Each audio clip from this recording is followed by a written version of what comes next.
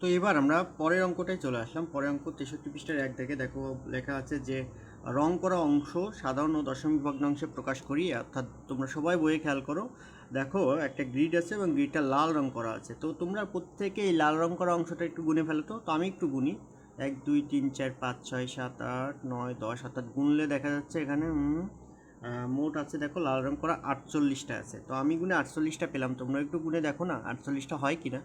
তো আমরা চিত্র কতে আমরা যেটা পেলাম, চিত্র কয়ে রং করা অংশ হচ্ছে কত বলো তো? রং করা অংশ হচ্ছে 48, রং করা অংশ হচ্ছে 48।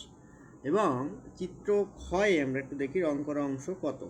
চিত্র ক্ষয়ে যদি তোমরা গোনো 1 2 3 4 5 10 15, তো দেখো রং করা অংশ আমি গুনে পেলাম 60টি। তো তোমরা একটু গোনো না 60টি হয় কিনা, দেখো তো আমার সাথে মেলে কিনা বা আমি ভুল করলাম কিনা।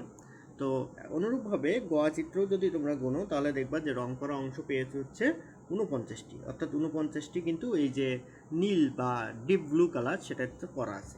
তো এটা যদি 49টা হয়ে থাকে, তো এরপরে তোমরা একটু চলে আসো যে এইটাকে সাধারণ ভগ্নাংশে প্রকাশ করতে আছে। সাধারণ ভগ্নাংশ কীভাবে করব?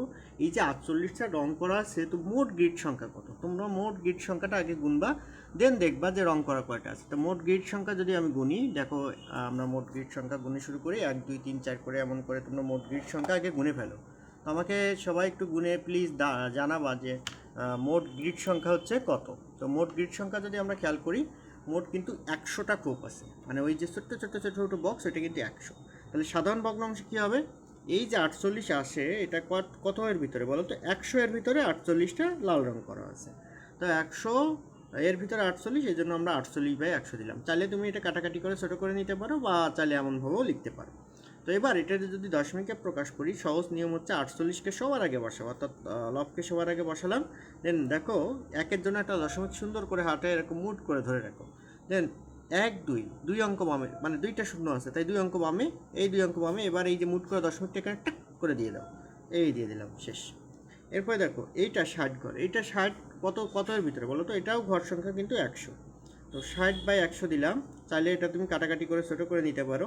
এবার দেখো এখানে সিস্টেম কি, 1 2 দুইটা শূন্য, হাতে একের জন্য একটা দশমিক মুটো করে ফেলো, যেহেতু দুইটা শূন্য তাহলে আগে লব লিখলাম, লব লিখে 2 অঙ্ক বামে দশমিক ছেড়ে দিলাম, শেষ। অর্থাৎ 0.60। এইটাকে তোমরা কিন্তু অবশ্যই করে 0.6 লিখবা, কারণ এই 6 শূন্য লেখা যায় না, দশমিকের পরে শূন্যর কোনো ভ্যালু নাই। তো 49 আছে কতর ভিতরে? যথারীতি 100 এর ভিতরে, তোমরা গুনলেই দেখবে 61টি কোট আছে।